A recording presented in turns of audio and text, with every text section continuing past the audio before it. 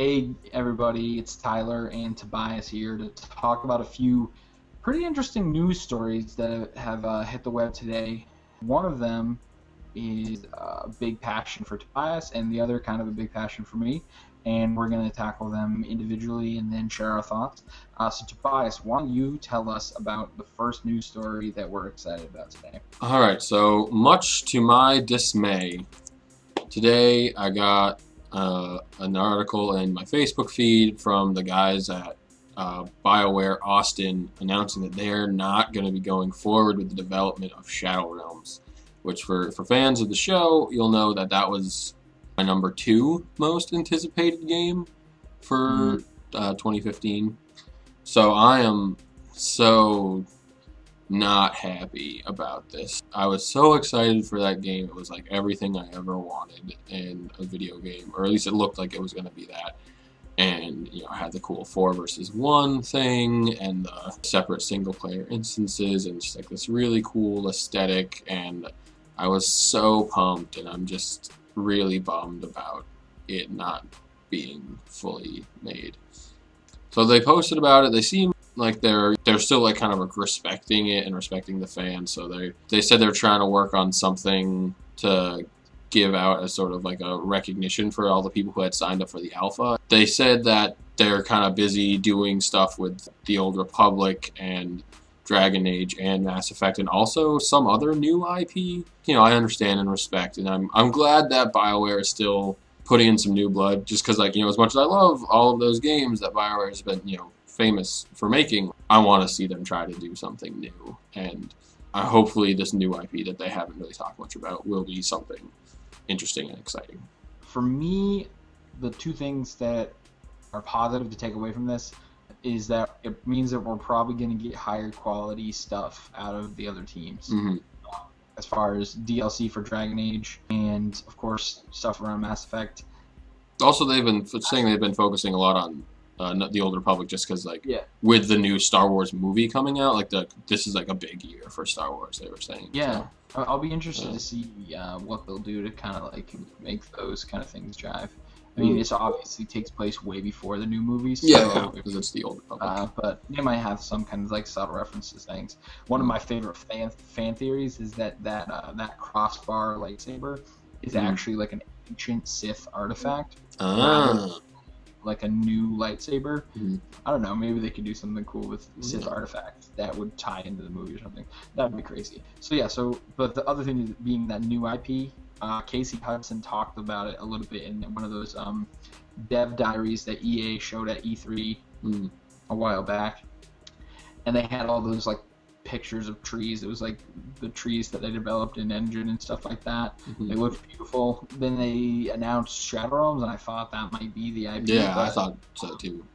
The more I think about it, the trees and stuff don't really match. Yeah, because it's it's more like a city turned dungeon kind of feel, at least in Shadow Realms. So. Yeah, I'm excited for all the other things they're working on, I guess. So that makes this blow a little less stinging, but I can't help but feel a little bit let down. Yeah. The idea of a dungeon crawl that's not too monotonous, it was gonna be in episodes and chunks and stuff like that you could go and do one dungeon. You didn't have to be we're gonna go as far into the dungeon as we feel like going, and then teleport back to town, and it's gonna take a lot of the grind out of the dungeon crawl, which I thought might be fun. Yeah, I was just really excited because as much as I love all of the stuff that BioWare does, I was interested to see sort of a new format. Because that's the thing is, they do action RPGs really well, and so sometimes it feels like they kind of just stick to what they know, which I respect them for. Don't try to be something that you're not, but. It was cool to see them putting out a little bit more innovation, a little bit more messing with the formula a little bit more, seeing something new. So I'm upset, especially just because I was so gassed about it. But I mean, we're hopeful about their other IPs. Yeah. We're excited about the new IP, and we wish everybody at BioWare the best of luck with their other stuff. And if this ever gets to the point where you want me to kickstart Shadow Realms, I will be there. Yeah. My PayPal ready to go. Yeah. Okay, the other news story is a little more hopeful. We were just setting up to record the video about Shadow Realms when this came out on Twitter, and we're losing our corn-fed minds over this. Okay. It makes the sad news about Shadow Realms a little bit better, just because I know that this exists. I'm honestly just like straight stoked about this. I'm excited. As Greg Miller so eloquently put it, we won, the terrorists lost. Spider-Man's coming to the Marvel Cinematic Universe. Yes. Sony Pictures Entertainment brings Marvel Studios into the amazing world of Spider-Man. I feel like it should be the other way around. I don't know. Under the deal, the new Spider-Man will appear in a Marvel film from Marvel Cinematic Universe. Sony Pictures will thereafter release the next installment of the Spider-Man franchise on July 28th in 2017 in a film that will be co-produced by Kevin Feige and his expert team at Marvel, and Adam Pascal, who oversaw the franchise launch for the studio 13 years ago. So we have Kevin Feige basically giving a lot of creative control on the next Spider-Man movie, and Spider-Man's going to cross over. This is actually one possibility that not a lot of people had even considered. Yeah. And now that I hear it, I can see why they would. Yeah. They go over to the MCU, pick up some of their momentum, then go back and do their own thing. I think that works. I think it's like best. And it's best for both teams. Kevin Feige's still going to have some control. Yeah. Over that. Do you think they'll keep Andrew Garfield? The MCU. What? Do you think they'll keep Andrew Garfield? I think they even. Let me see. Yeah, the new Spider-Man. They say will first appear in a Marvel movie. I'm pulling for Donald Glover. Donald Glover. Go. What's his name? I can't remember his name. The character. Oh yeah, but he's like half black, half Hispanic. Yeah. I'm not a huge comics. I don't read as many comics as I used to, and as I like to. So I always forget that guy's name. Yeah. Yeah. So the new relationship follows a decade of speculation among fans about whether Spider-Man, who has already been an integral and important part of the larger Marvel universe in the comic books, could become part of the Marvel universe on the big screen. Spider-Man has more than 50 years of history in Marvel's world, and with this deal, fans will be able to experience Spider-Man taking his rightful place among other superheroes. Yeah, this is from Marvel.com, from their official page. Honestly, I feel like as long as Kevin Feige has as much creative control as he appears to have over the post-MCU Spider-Man movies, then I think we're going to be okay here. It seems like mostly Adam Pascal is going to have maybe some input, but it's mostly just going to be Sony, putting up a bigger amount of money to put out the movies and make a bigger amount of money off of them.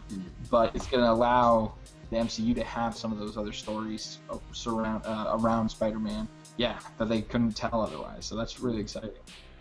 So it said it looks like he's just going to be in one movie.